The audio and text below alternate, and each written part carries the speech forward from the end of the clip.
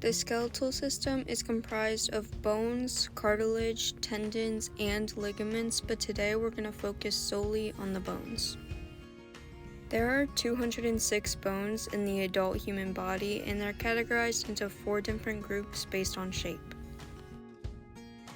You can remember them with the acronym LSFI for long, short, flat, and irregular.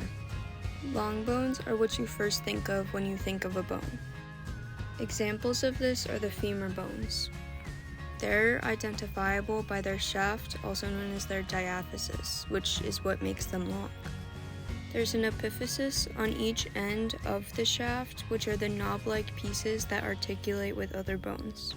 The metaphysis is right in between the epiphysis and the diaphysis, where they transition into each other. On the femur bone, the femoral head is on the more proximal epiphysis, and it's what actually locks your femur bone into your pelvis. The trochanteric region is the most lateral part of your femur bone, and it's where muscles can attach. Condyles are on the distal end of the femur bone, and they help form the knee joint. Short bones are distinguishable because their length is about equal to their width. Examples of these are the carpal bones and the tarsal bones. Flat bones are thinner than the other types, and examples of these include some of your cranial bones, some of your facial bones like your nasal, your scapulas, your hip bones, and even your ribs and sternum. Irregular bones are just bones that don't fit any of the previous descriptions. And an example of this is the vertebral column, because this is what a vertebra looks like. You can't really describe the shape of this in a single word, so it's just put into the irregular category. Now that we know the 4 main categories of bones, let's go look at the tissues that they're composed of. Spongy bone is more light, while compact bone is much more dense. And spongy bone is found in the ends of long bones as well as in the middle of flat, irregular, and short bones. And compact bone is found in the diaphyses of long bones as well as covering spongy bone anywhere that it can be found. Spongy bone actually looks like a sponge, and in each of the holes in spongy bone you can find red bone marrow, and that's the same no matter where the spongy bone is located. It always contains red bone marrow. But in compact bone, it only contains marrow if it's in the diaphyses of long bones, where it has a medullary cavity going along the middle that contains yellow bone marrow. That was a lot, so let's use marshmallows to help us visualize it. The diaphysis of a long bone is a pretzel, and the epiphyses are marshmallows because they're softer. The marshmallows are filled with red bone marrow, and the diaphysis is filled with yellow bone marrow or mustard. Short bones are just a bunch of marshmallows, but they're marrow-filled marshmallows.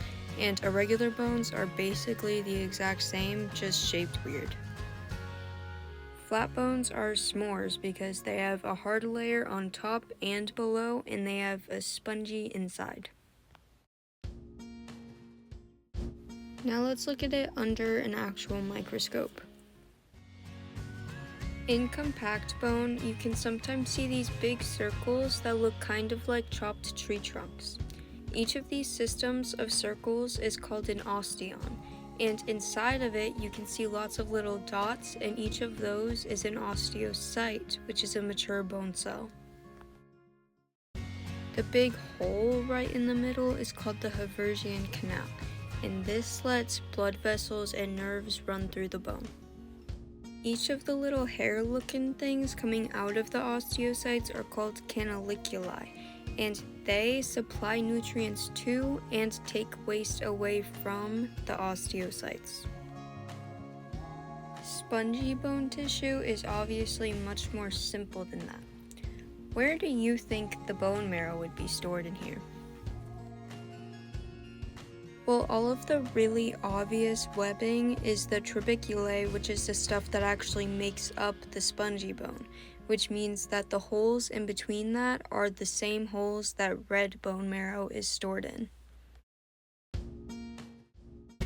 In this photo of a bone, you can clearly see the difference between spongy and compact bone. Spongy is obviously way more airy than compact. Now that we know what bone is made up of, let's head over to Kakemal to learn about some bone injuries. Despite compact bone being built to withstand some impressive stuff, it does have its limits. When these limits are surpassed, fractures and dislocations may occur. If a long bone is fractured at the point that it articulates or connects with another bone and forms a joint, it is an intra-articular fracture. An extra-articular fracture is when it's just beyond that point, more towards the diaphysis. This is a fracture in the radius likely caused by a falling and using your hands to embrace yourself. It's considered oblique because it's diagonal. Commutative fractures like this are caused by high impact forces that result in the bone shattering into many pieces, like a vehicle collision. This one in particular is the result of a gunshot to the femur. This is a compression fracture in the lumbar spine. It's caused by falling hard on your butt. You can see that the fracture vertebra is slightly squished compared to the one around it. This last one isn't a fracture, but a dislocation to the shoulder. It's often caused by playing sports, where the head of the humerus pops out of its socket. Based on what we just looked at, we can see that there are many different types of fractures. But how does the type of force affect this? To test it out, we'll put the different forces onto crayons. A bending force usually results in transverse fractures when the break is straight across the bone, or oblique fractures, which is what happened with our crayon. Spiral fractures are caused by a twisting force, where the break appears to wind around the bone like a corkscrew. Impact forces often create commutative fractures, where the bone is shattered in many pieces. When we put impact force on our crayon, you can see shattered crayon on the surface that it was placed on. If you look closely, there are multiple pieces that flew out to the right. When a bone is broken, doctors sometimes decide to insert a metal plate that they screw to the bone. This helps the bone heal properly by holding the pieces of the bone in the proper position. It also speeds up the healing process and prevents it from healing in the wrong way. After the plate is fully screwed in, it should look something like this, and then the bone can begin its healing journey.